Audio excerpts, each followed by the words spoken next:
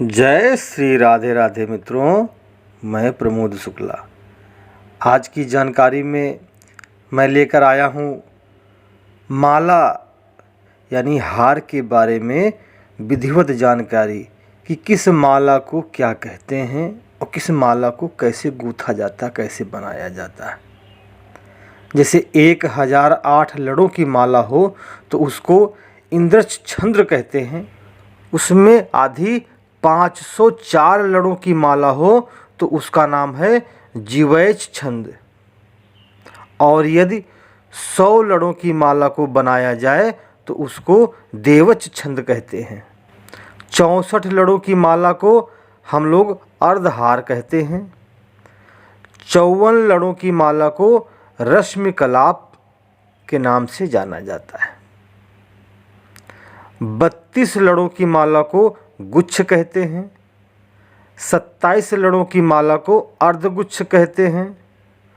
20 लड़ों की माला को माड़वक नाम से पुकारा जाता है और उससे आधी 10 लड़ों की माला को अर्धमाड़वक कहा जाता है।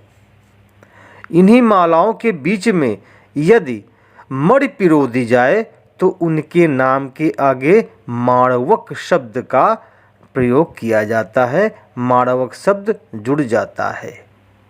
यदि इंद्रछंद आदि मालाओं में सभी मोती शीर्षक के समान पिरोए जाते हैं तो उनका नाम इंद्रछंद्रोस शीर्षक शुद्धहार कहा जाता है।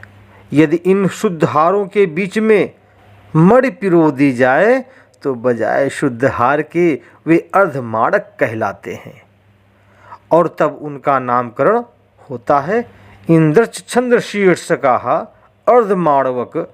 इसी प्रकार उपशीर्षक आदि के संबंध में भी समझना चाहिए।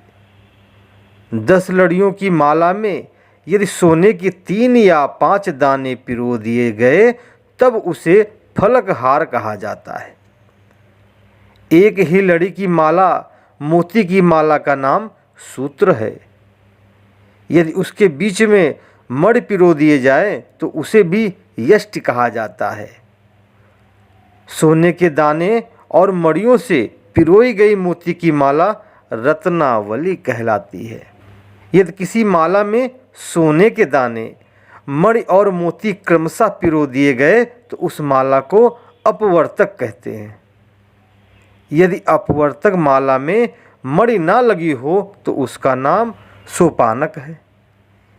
यदि बीच में मणि लगा दी जाए तो उसे मणि सोपानक कहते हैं। इसी प्रकार सिर, हाथ, पैर और कमर की भिन्न भिन्न मालाओं के संबंध में भी समझ लेना चाहिए।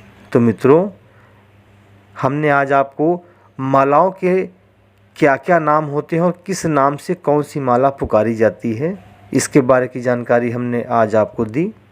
अगर ये हमारा चैनल आपको पसंद आ रहा हो तो आप हमारे इस चैनल को शेयर करें